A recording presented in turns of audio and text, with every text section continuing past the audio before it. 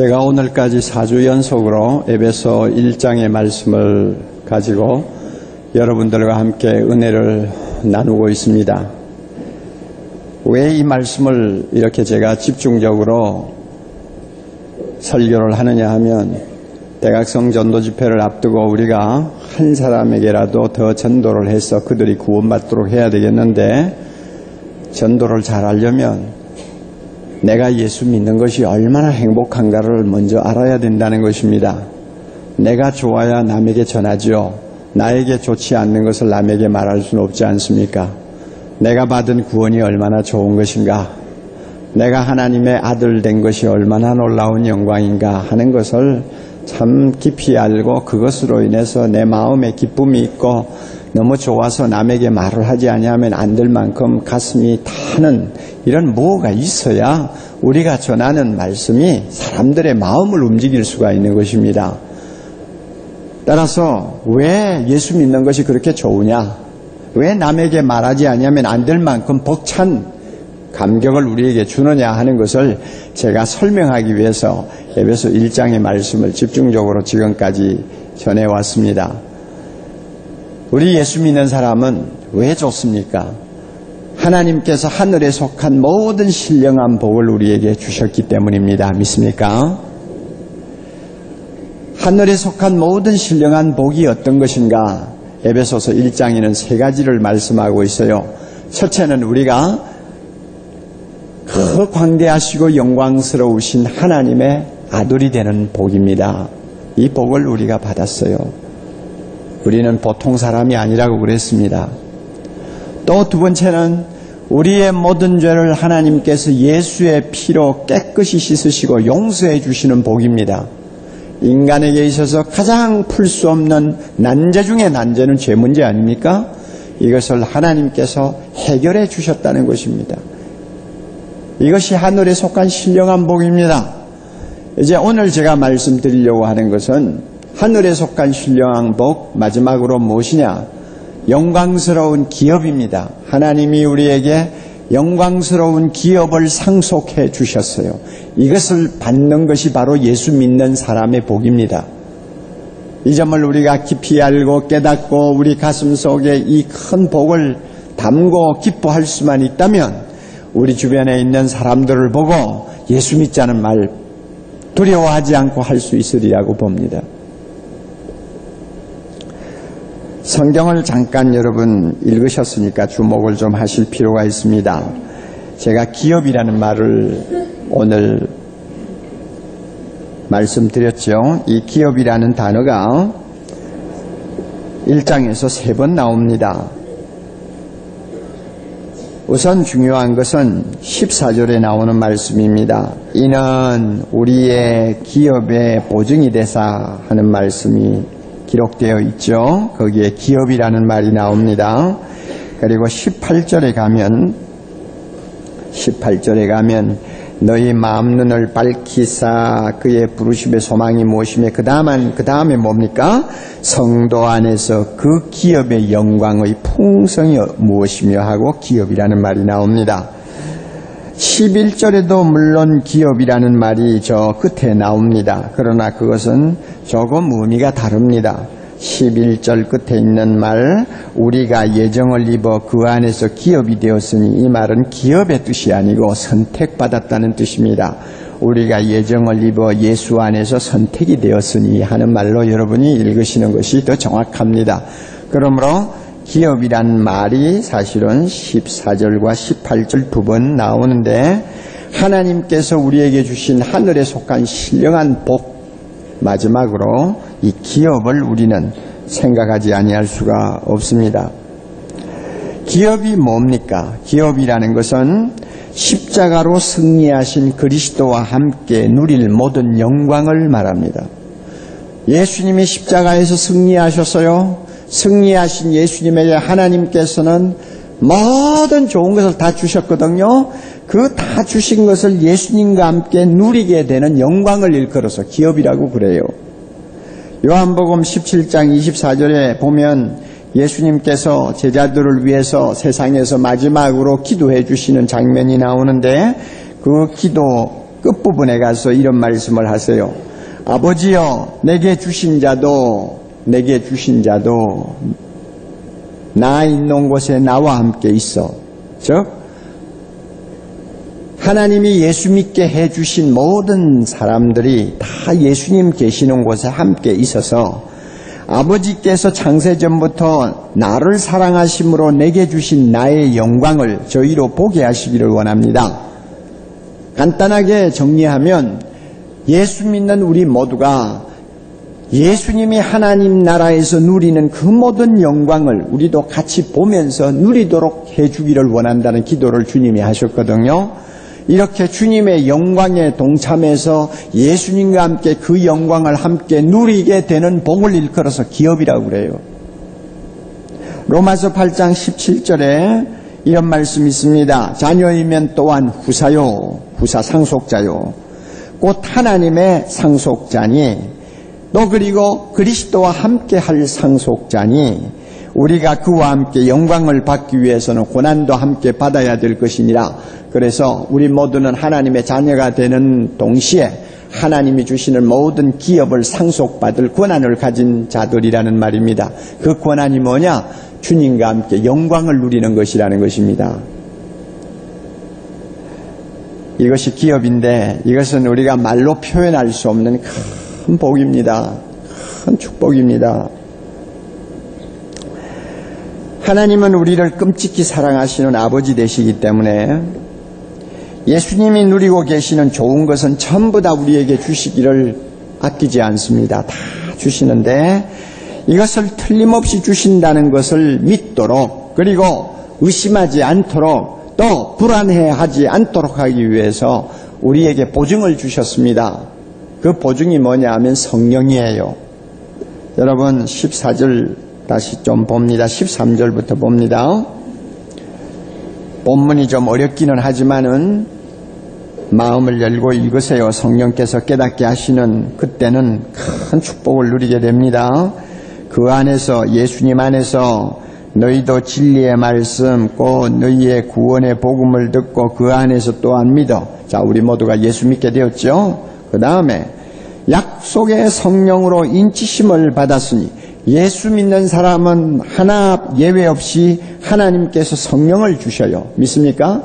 성령을 우리 마음에 모시고 있도록 하세요. 성령이 우리 마음에 와서 계시기 때문에 우리는 예수님을 나의 구주라고 고백하게 되는 것입니다. 성령이 내 마음에 와서 깨닫게 하시기 때문에 우리는 내 죄 사함을 받은 하나님의 그 축복을 우리 자신이 믿게 되는 것입니다. 그래, 우리 모두 다 성령 모시고 계세요. 그런데 이 성령을 모셨다는 것은 무슨 의미를 갖느냐? 하나님 편에서는 성령으로 도장 치는 것과 같다고 말씀합니다. 인쳤다고 그러죠. 이 도장은 어떤 경우에 칩니까? 자기 것이라는 것을 확실히 보증하기 위해서 도장 치는 거 아닙니까? 서류에 도장을 치든지, 뭐 어떤 상품에다 도장을 치든지, 옛날같이 가축의 엉덩이에다 도장을 치든지, 도장을 칠 때는 이건 내 것이다 하는 것을 확인하기 위해서 치는 거거든요.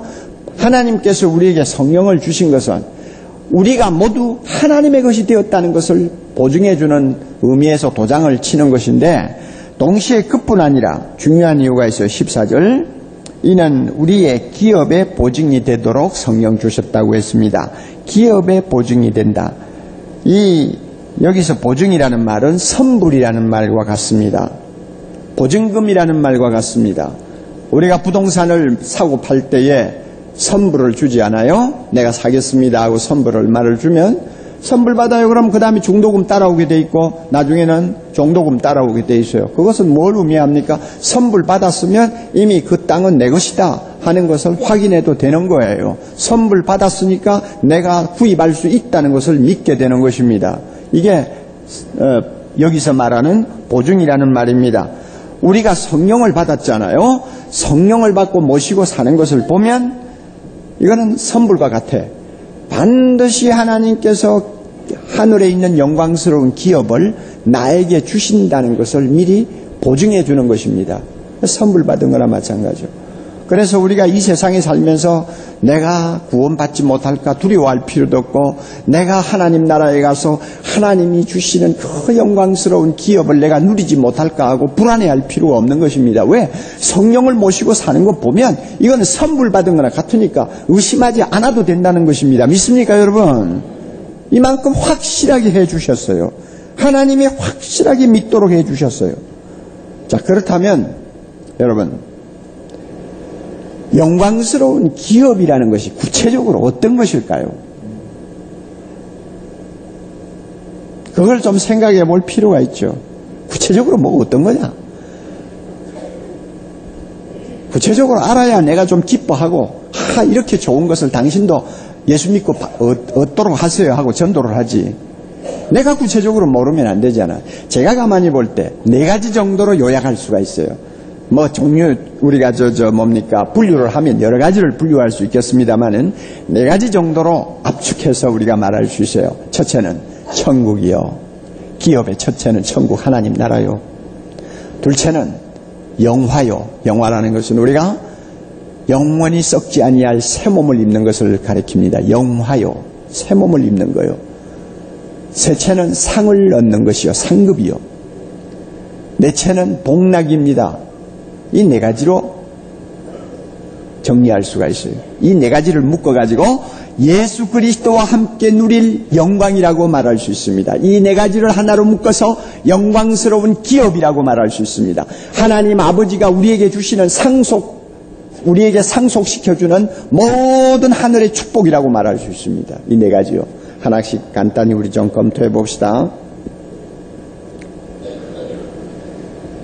예수를 믿고 교회를 다녀도 이런 좀 구체적인 문제에 대해서는 깊이 생각할 여유가 별로 없고 또 깊이 배울 그런 기회가 별로 없는 분들이 대부분입니다. 그래서 막연히 모두가 다 상식적으로만 알고 있어요. 그러나 좀 더 여러분이 구체적으로 알 필요가 있습니다.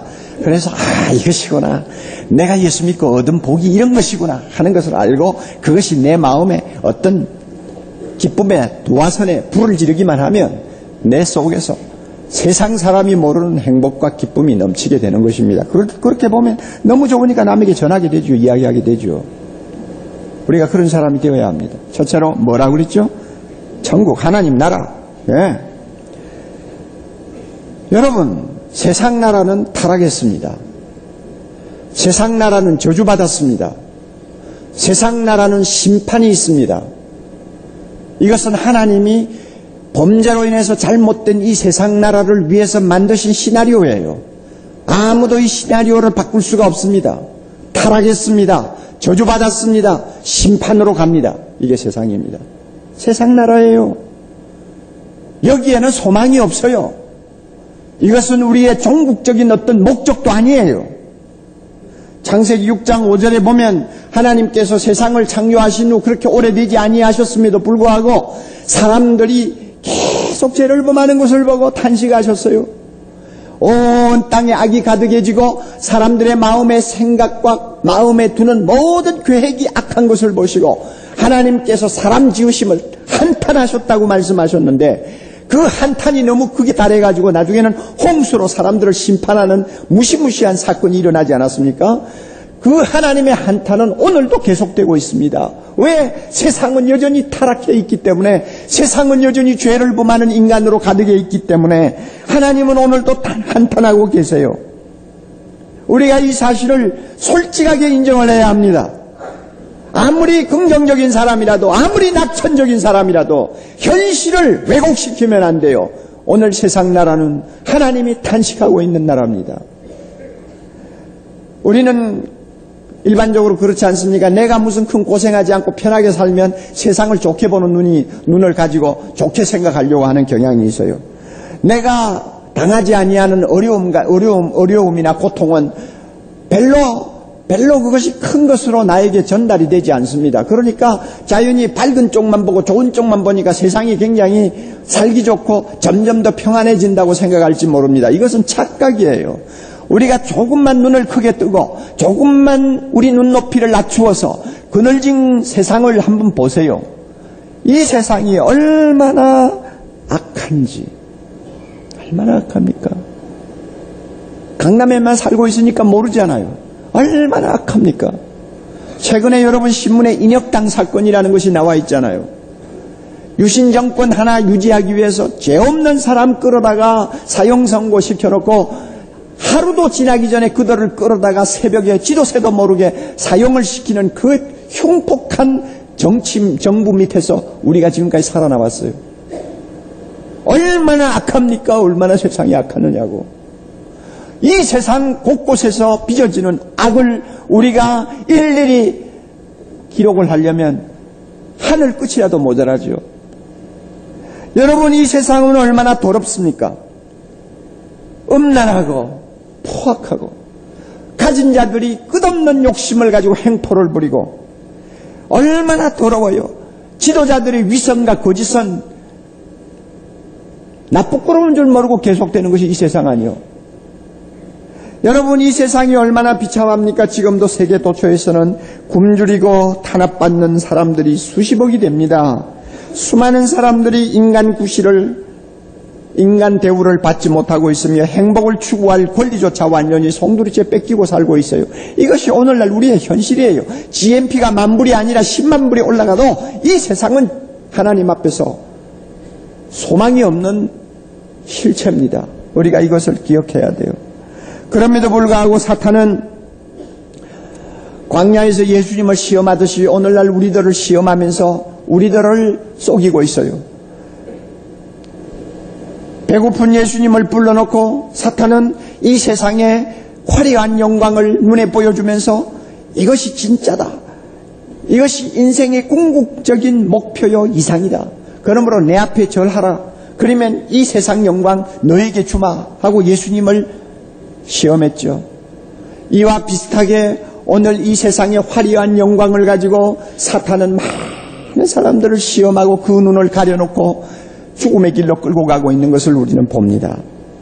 특별히 사탄이 사용하는 도구 중에 가장 탁월한 도구가 있습니다. 100만 명에 하나 나올까 말까, 1000만 명에 하나 나올까 말까, 아니 한 세기에 한두 명이 나올까 말까 하는 천재들을 거의 다 사탄이 장악하고 있어요. 그래가지고 그 천재들을 통해서 하나님을 부정하는 사상을 세상에 심어요. 사람들로 하여금 하나님 나라에 대한 꿈을 전적으로 부정해버리고 이 세상만이 유일한 소망이라는 것을 믿도록 이 천재들을 이용해서 모든 사람들의 생각을 털어놓아 버려요. 이게 사탄의 전략이거든요. 지난 150년 사이에 가장 성공한 사탄의 도구는 진화론을 이야기한 다윈이었어요. 여러분, 다윈 보세요. 그 사상은 간단해요. 모든 만물이 진화하고 있다는 것입니다. 이 말은 뭐냐 하면 점점 좋아진다는 이야기입니다. 점점 좋아진다는 거예요. 그러므로 사람은 본래 선하다. 그러므로 사람이 노력하기에 따라서 환경의 개선에 따라서 사람도 선해지고 점점 좋아지고 세상도 점점 좋아지고 나중에는 이 세상 유토피아가 온다는 사상을 그 밑바닥에 깔고 있어요. 이것이 정치, 과학, 경제, 교육 얼마나 많은 분야에 영향을 끼치고 미끄럼 노릇을 했는지 모릅니다. 이게 다윈의 진화론이에요. 그래서 다윈의 진화론이 정치에 영향을 끼치니까 공산주의와 같은 혁명 정치가 가능하도록 만들었잖아요. 다윈이 교육에 영향을 미치니까 실용주의 교육을 끌어들여가지고 학교에서부터 학생들의 마음으로부터 하나님의 모든 말씀을 다 쌍그리 쓸어버리는 역사를 일으켰잖아요. 다윈의 진화론이 사람들, 과학을 연구하는 사람들의 마음을 파고드니까 과학 만능주의에 빠져가지고 기고만장해서 이제는 이 과학으로 이 세상을 유토피아 만든다고 큰소리치게 만들었잖아요. 진화론이 사람들의 마음에 무언가 소망을 이 세상에 두게 하니까 결국은 섹스의 자유를 부르짖고 결국은 쾌락주의에서 인간의 행복을 찾아보고자 하는 무수한 젊은이들이 일어났지 않습니까? 그래서 지상낙원의 환상을 갖게 했어요. 이것을 요새 현대말로 일컬어서 에스컬레이터 신화라고 그럽니다. 에스컬레이터 신화. 여러분 백화점 같은 데 가서 보세요. 에스컬레이터 있잖아요. 밑에서 타면 올라가지 않아요. 올라가죠. 자연히 올라가지 않아요. 이 세상은 점점 좋아진다는 거예요. 그래서 진화론은 사람들의 마음에서 또 사람들의 생각에서 사상에서 하나님 나라를 천국을 철저하게 배제하게 만들고 이 세상만을 추구하며 이 세상을 위해서 살도록 만들었어요. 사탄은 이렇게 많은 사람들을 유혹하고 있습니다. 자, 여러분, 우리가 지성의 양심으로 한번 대답해 봅시다.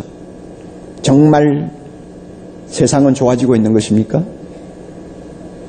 인간은 점점 선해지고 있는 것입니까? 이 세상은 점점 지상낙원 유토피아로 바뀌고 있습니까? 진짜 그렇습니까? 1, 2차 대전을 통해서 한번 호되게 자기들이 믿은 그 유토피아가 거짓이라는 것을 확인한 다음에도 지난 50년 동안 전쟁 없이 살다 보니까 사람들이 또 똑같은 유토피아 환상에 젖어가지고 하나님 나라 천국에 대한 것은 무슨 신화처럼 생각을 해버리고 말아요. 여러분, 진짜 세상이 좋아지고 있나요? 저는 문민정부가 시작되던 5년 전만 해도 굉장히 제 마음에 희망이 있었습니다. 야, 이제는 호남에서 대통령이 나오셨으니까 우리나라의 그 깊은 상처들이 많이 치유함을 받겠구나. 그리고 군사정부가 남겨놓은 그 좋지 못한 유산들을 좀 말끔히 씻어내고 이 민족이 살맛나는 사회를 이루어서 후손들에게 부끄럽지 않게 이 나라를 세계 열왕의 대열에 올려놓게 되겠구나. 이런 어떤 희망을 가졌어요. 그런데 오늘날 여러분, 다 우리가 느끼는 바와 같이 정치판을 들여다보면 현기증이 나지 않아요? 누가 뭐라고 해도 믿을 것이 하나도 없어요. 정권, 정부, 여러분 믿어요? 세상 정부 믿어요? 다음 정권이 어떤 사람이 들어서서 누가 대통령이 될지 모르지만 피장파장이에요. 이 세상의 나라에는, 이 세상의 지도자에게는 믿을 것이 없어요. 세상이 점점 좋아진다고요? 사람이 점점 선해진다고요? 그래서 하나님 나라는 필요가 없다고요? 여러분, 그런 말에 우리가 속아서 끌려다닌다고 한다면 그것은 지성인도 아니고 그것은 양심적인 사람도 아니에요. 하나님은 자기가 사랑하는 자식들에게 이렇게 악하고 믿을 수 없는 비참한 나라를 기업으로 주지 않습니다.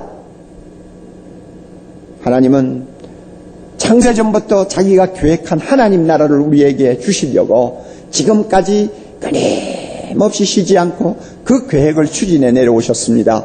아브라함을 선택하시고 언약을 맺었어요. 그리고 아브라함의 허리에서 나는 이스라엘 백성들을 통해서 하나님의 아들 예수 그리스도가 이 세상을 구원하기 위해서 내려오실 수 있는 혈통의 길을 닦으셨어요.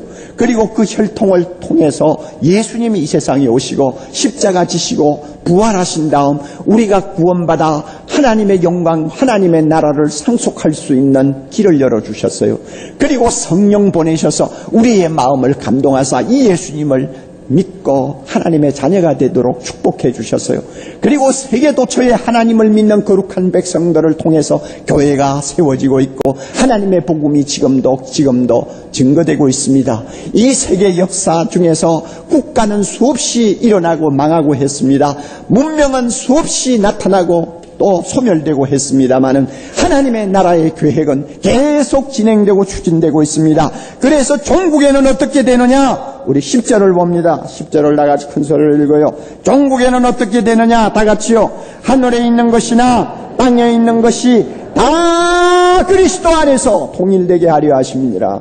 하늘도 땅도 예수 안에서 통일되는 하나님의 나라가 완성되는 것입니다. 하나님이 이 일을 위해서 지금도 일하고 계십니다. 지금도 교회를 통해서 역사하고 계십니다. 지금도 우리를 통해서 이 일을 완성시키고 계십니다. 하나님은 이 더럽고 추악한 세상을 우리에게 기업으로 주지 않아요. 하나님 나라를 우리에게 기업으로 주시려고 지금도 준비하고 계세요. 그 나라가 얼마나 황홀할까요? 그 나라가 얼마나 황홀할까요? 이사야가 보았던 환상처럼 그 나라는 너무너무 황홀할 것입니다. 사막이 변해서 낙원이 되고 꽃동산이 되는 것처럼 황홀할 거예요. 사자들이 어린 양과 함께 뒹구는 그런 너무나 낭만적이고 아름다운 모습을 우리가 보면서 살게 될 거예요. 그 나라는 해함도 없어요. 거짓도 없어요. 그 나라는 평화만 있어요. 사랑만 있어요. 찬양만 있어요. 사막에 샘이 넘쳐 흐르리라. 사막에 꽃이 피어 향내 내리라.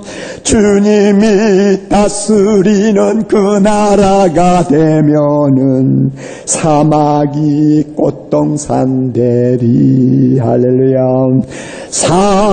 사자들이 어린 양과 띠놀고 어린이들 함께 뒹구는 참 사랑과 기쁨의 그 나라가 이제 속히 오리라. 여러분 믿습니까? 사막에 숲이 우거지리라. 사막에 예쁜 새들 노래하리라. 주님이 다스리는 그 나라가 되면은 사막이 낙원되리라. 할렐루야. 독사굴에 어린이가 손 넣고 장난쳐도 물리지 않는 참 사람과 기쁨의 그 나라가 이제 속히 오리라. 그 나라를 하나님이 우리에게 기업으로 주십니다. 할렐루야. 예.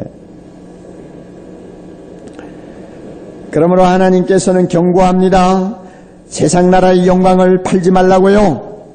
세상 나라 영광의 눈을 팔지 말라고요. 하나님이 오늘도 경고합니다. 너희는 그의 나라와 그의 의를 구하라. 구하라. 제태인. 헬라말로 제태인. 이 말은 목표를 설정하고 그것을 얻으려고 전력을 다하는 것을 말합니다. 그의 나라, 하나님 나라를 구하라. 제태인. 그 나라를 얻기 위해서 전력을 다하라고 말씀합니다. 우리 모두가 그렇게 살아야 하겠습니다. 기업이 뭐냐? 둘째로 우리 몸이 영화롭게 되는 것을 말합니다. 부활하신 예수님의 몸이 바뀐 것을 여러분이 아시지 않아요? 부활하신 다음에 예수님의 몸은 신령한 몸이었습니다. 시공의 영향을 전혀 받지 아니하는 거룩한 몸이었습니다. 우리도 나중에는 그런 몸으로 바뀐다고 주님이 말씀하셨어요. 로마서 8장 30절 또 미리 정하신 그들을 부르신 그들을 또한 의롭다 하시고 의롭다 하신 그들을 또한 영화롭게 하셨느니라. 영화롭게 하셨느니라. 우리를 예수 믿고 죄사함 받게 해주시고 난 다음에 우리의 몸을 완전히 바꾸어서 예수님의 신령한 몸을 입게 하신다는 말입니다. 이게 기업이에요. 이게 엄청난 기업이에요. 고린도전서 15장 53절 이 썩을 것이 불갑을 썩지 아니할 것을 입겼고 이 죽을 것이 죽지 아니함을 입으리라. 이게 영화입니다. 늙고 병들고 죽는 이 몸 가지고 행복하면 얼마나 행복하겠어. 그놈의 행복하면 얼마나 오래 가겠어. 별거 아닌 거 아니에요. 별거 아니에요. 우스갯소리로 요사 이런 말 자주 하잖아요. 40대 되면은 잘났다 하는 이런 모든 그 인물도 나중에 평준화돼 버린다고요. 예? 그렇잖아요. 뭐 남자고 여자고 뭐 40대 넘어가니까 다 비슷비슷해지더라고요. 20대 30대 그렇게 이쁜 여자가 40대 되니까 살 좀 찌니까 퉁퉁해가지고 결국은 뭐 밀가루 반죽해가지고 납작하게 만들어서 구멍 딱 뚫어놓은 것처럼 다 비슷하게 되더라고요. 별거 아니에요. 아무리 뭐 관리를 해도 소용이 없더라고요. 자, 그러니 40대는 참 미모가 평준화돼. 그거 옳은 말이에요. 예외도 있지만 비슷해요. 예. 우리 집 사람은 예외지만 다 비슷해요. 예. 다 제 눈에 안경 아니에요. 우리 눈에 우리 집 사람은 아닌데 다 비슷해요. 그죠? 그래요. 예. 50대 되니까 지식의 평준화가 이루어진다면서요. 뭐 젊었을 때는 어느 학교 나왔느냐, 뭐 얼마나 배웠느냐, 무슨 학위 있느냐, 요란복석을 떨지만 50대 넘어가면요, 다 그런 게 별거 아니에요. 별 의미가 없어요. 배웠느나 안 배웠느나 뭐 그냥 자기 재주껏 사는 거죠. 이게 50대란 말이에요. 뭐 학벌 가지고 뭐 컴플렉스 느낄 것도 없고 안절부절할 것도 없는 거예요. 60대 가니까 또 뭐 건강의 평준화가 이루어진대요. 그래서 뭐 50대까지는 뭐 대청복 문제없다 하던 사람도 60대 중반 넘어가면 아이고 가겠나 하고 다 비슷비슷해져요. 다 비슷비슷해져. 그냥 뭐 건강하다고 큰 소리 치는 사람도 나중에 보면 비슷비슷해져요. 자, 70대 되면은 재물의 평준화가 이루어진다죠. 뭐 돈 좀 있는 사람은 어떻고 없는 사람은 어때요? 그죠? 새끼 먹고 뭐 죽지 못해 사는 것이 70대인데 그렇잖아요. 그러니까 갖고 있는 사람 그건 뭐 가지고 있으니까 별 의미가 없으니 이름이나 한번 내보자 하고 요사이는 뭐 몇백억씩 들고 나와가지고 무슨 기부하고 뭐 희사하고 이러잖아요. 그것도 뭐 안 하는 것보다 좋은 일인데 한 가지 분명한 것은 70대 돈 가지고 있으면 뭐 하느냐고 그래요. 80대 되면은 죽음의 평준화가 이루어진대요. 너나 나나 뭐 언제 갈지 모르는 대기 인생. 그렇죠? 뭐 똑같다는 그 말이에요. 자, 그러니 여러분 이건 뭐 늙고 병들고 뭐 이 죽는 이 몸 가지고 행복하면 얼마나 행복하고 뭐 여러분 즐기면 얼마나 즐기고 잘났으면 얼마나 잘났느냐 그 말이에요. 아무것도 아닌 거예요. 하나님이 이런 걸 가지고 우리 보고 무슨 뭐 소망을 주겠어요? 아니요. 아니란 말이요. 하나님이 이런 도덕고 헛된 것을 너무 잘하시기 때문에 우리에게 새 몸을 주셔요. 새 몸을 주셔서 누가복음 20장 33절 이하에서 주님이 말씀하신 것처럼 우리가 새 몸을 입으면 죽을 수도 없는 영원한 몸이 되고 장가도 아니 가고 시집도 아니 간다고 그랬어요. 할렐루야. 얼마나 좋은지요.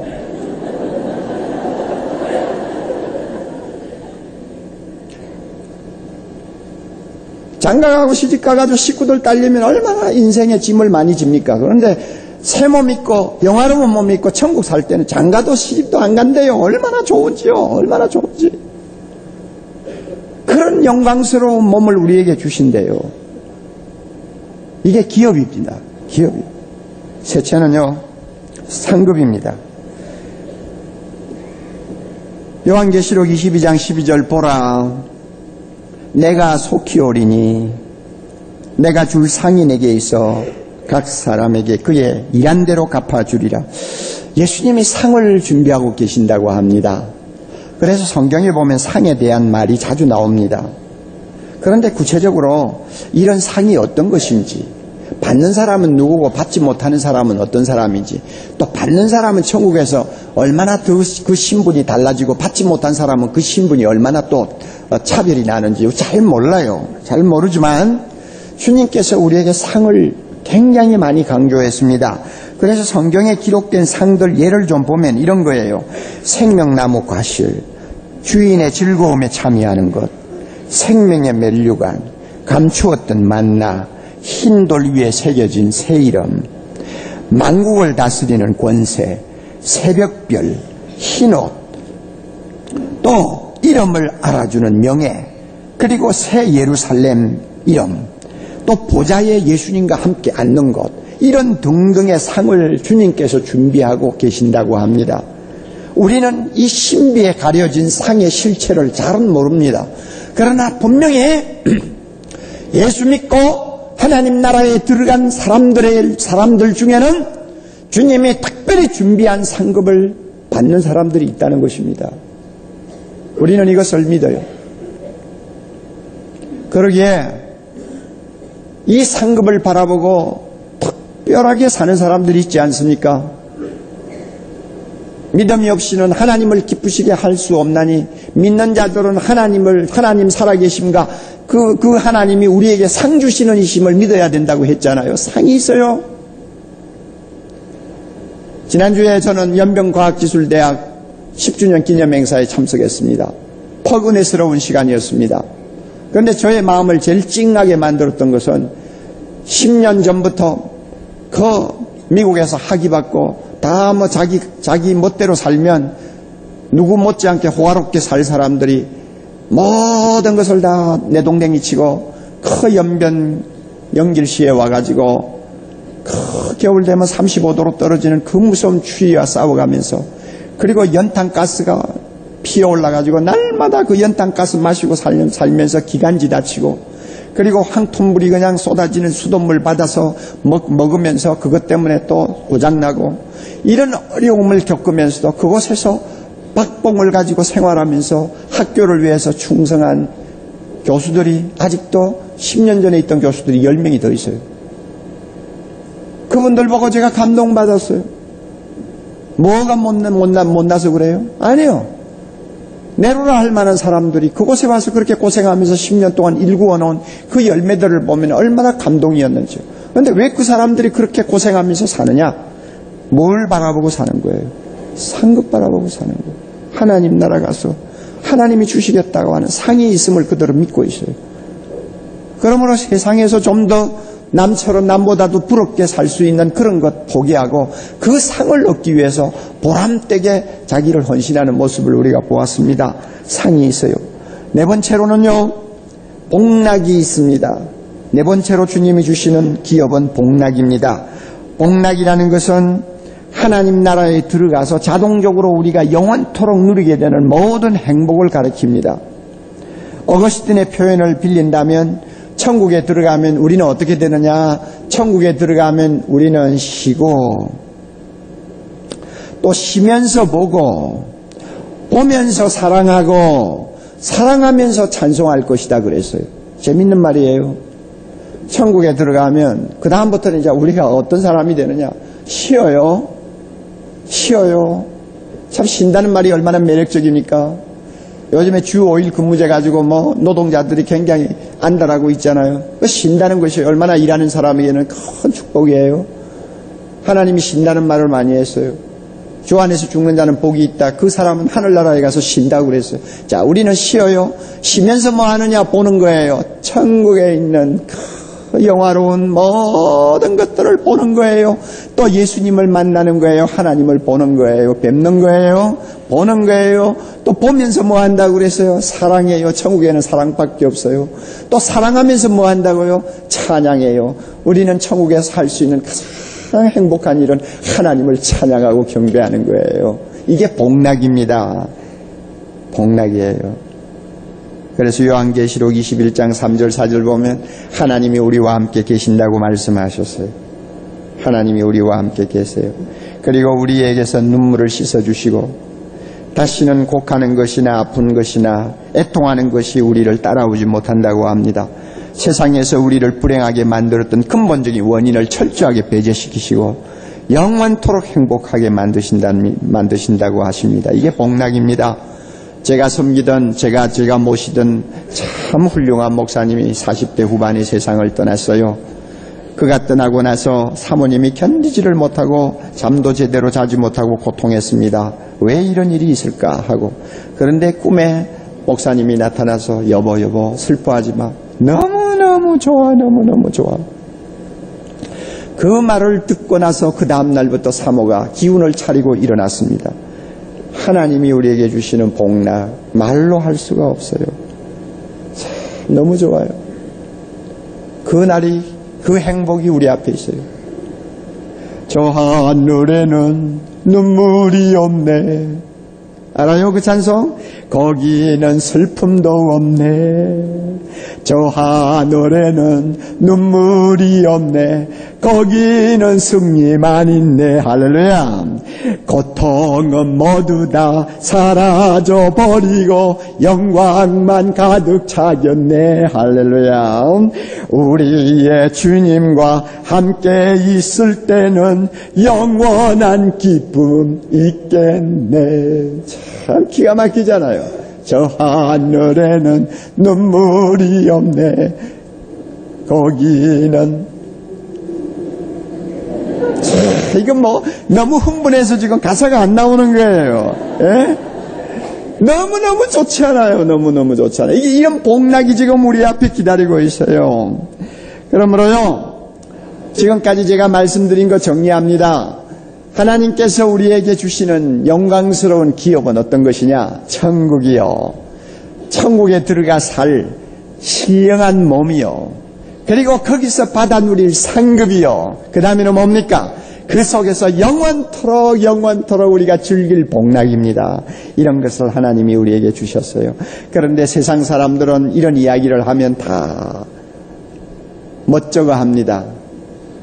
어색해합니다. 그리고 싫어합니다. 우리는 그렇게 하면 안 돼요. 우리 앞에 놓여있는 영광을 더욱 많이 알기를 원하고 날마다 사모하는 우리가 되어야 합니다. 멀리 떨어진 생소한 것이 되지 않도록 우리는 기도해야 합니다. 18절 우리 다시 봅니다. 너희 마음 눈을 밝히사, 우리 마음 눈을 밝히사, 그의 부르심의 소망이 무엇이며 성도 안에서 그 기업의 영광의 풍성이 무엇인가를 알게 해주시기를 구하노라. 이렇게 우리는 기도해야 됩니다. 하나님이 우리에게 주신 영광스러운 기업이 얼마나 놀라운가를 우리가 알게 해 주옵소서. 모세가 느보산에 올라갔습니다. 느보산 잘 모르시죠? 모세는 40년 동안 이스라엘 백성을 고생하면서 광야 생활을 인도한 위대한 지도자였습니다. 그는 하나님이 약속한 적과 꿀이 흐르는 땅에 백성들과 함께 들어가고 싶어서 간절히 하나님 앞에 구했습니다. 그러나 하나님이 허락지 않았어요. 너는 못 들어간다. 안 들어가도 돼. 이제 내 은혜가 족하다 하고는 딱 잘라버렸어요. 모세가 너무나 그것 때문에 마음이 상해 있었습니다. 그런데 하루는 하나님께서 모세 보고 그랬어요. 모세야, 저 옆에 느보산 있지? 느보산으로 올라와. 내가 그 산 꼭대기에 너를 세우고 너희 백성들이 들어갈 그 적과 꿀이 흐르는 땅을 샅샅이 내가 들여다보도록 내가 만들어주마.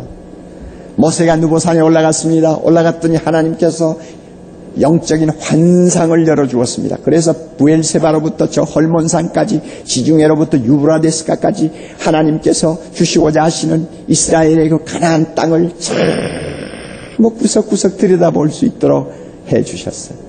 모세는 그것을 쳐다보면서 황홀해 했습니다. 여러분, 우리의 삶은 날마다 느보산 꼭대기에서 가나안 땅을 바라보는 그런 눈을 가진 삶이어야 합니다. 야, 하나님이 나에게 주시려고 하는 이 영광스러운 기업, 이것을 믿음의 눈으로 날마다 보는 것입니다. 느보산 꼭대기 위에서 말씀을 들고 날마다 구석구석 살피면서 내 앞에 이런 영광스러운 축복이 기다리고 있다는 것을 나에게 다시 한번 다짐하면서 사는 것입니다. 이렇게 살면 이 세상의 슬픔이 비록 고통스럽지만 그것을 이길 수 있습니다. 우리가 느보산 꼭대기에서 가나안을 들여다보며 살면 이 세상의 슬픔이 어떤 때는 우리를 쓰러뜨릴 때가 있지만은 그러나 그 슬픔이 이기고 우리가 일어날 수가 있습니다. 우리는 이와 같은 하나님이 약속하신 기업을 바라보고 사는 삶을 살 때 하나님이 우리에게 축복해 주십니다. 얼마 전에 친일파 명단이 발표가 되는 통에 많은 사람들이 충격을 받았지 않습니까? 우리가 존경하던 사람들이 친일파였다는 것을 알았을 때 참 우리가 답답하다는 생각을 많이 했습니다. 그런데 그 명단을 보면서 제가 느낀 거예요. 자, 이 사람들이 일본이 이렇게 빨리 망할 줄 알았더라면 친일파가 안 되죠. 대한민국이 그렇게 빨리 독립이 될 줄 알았으면 왜 친일파가 됩니까? 좀 얼마 동안 옥에 끌려가기도 하고 고생을 하고 좀 가지고 있던 명예권세 다 빼앗기는 한이 있더라도 참 고생을 감수했죠. 그리고 좌절하고 있는 국민들에게 좋은 날이 꼭 반드시 온다. 얼마 후에 반드시 나라가 독립할 것이다 하고 그들을 격려하면서 살았을 거 아니에요. 그런데 일본이 그렇게 빨리 망할 줄 몰랐단 말이에요. 독립이 그렇게 빨리 올 줄 몰랐단 말이에요. 그러니까 타협했지. 오늘 우리가 세상을 살면서도 마찬가지예요. 하나님이 우리에게 주신 하늘에 속한 신령한 축복들, 이 축복이 현실로 드러나는 그 은혜의 날이 우리가 생각한 것보다 빨리 옵니다. 빨리 와요. 그러므로 그날을 내다보고 우리가 살면서 이 세상과 타협하지 말고 우리가 좀 더 힘있게 영광스럽게 살아야 합니다. 여러분, 이와 같이 하나님이 주신 신령한 축복, 정말 하나님 아들 되심, 우리의 죄 용서하심, 영광스러운 기업을 주시는 이 놀라운 축복을 우리만 알고 있으면 안 됩니다. 이것만큼 좋은 축복이 어디 있습니까? 이것만큼 좋은 소식이 어디 있습니까? 이것만큼 사람을 들뜨게 하는 이야기가 어디 있습니까? 우리만 알고 있으면 안 돼요. 이렇게 좋은 복음이라면 아직도 듣지 못하고 세상에 속아 사는 사람들에게 복음을 전해야 되지 않겠습니까? 우리 모두가 이 좋은 이야기를 우리 가슴에만 묻어두지 말고 이웃에게 전하여서 이번 대각성 전도 집회 때 수많은 심령이 이 복을 함께 누리며 찬양하는 영광스러운 축제가 있기를 바랍니다. 다 같이 기도하십시다.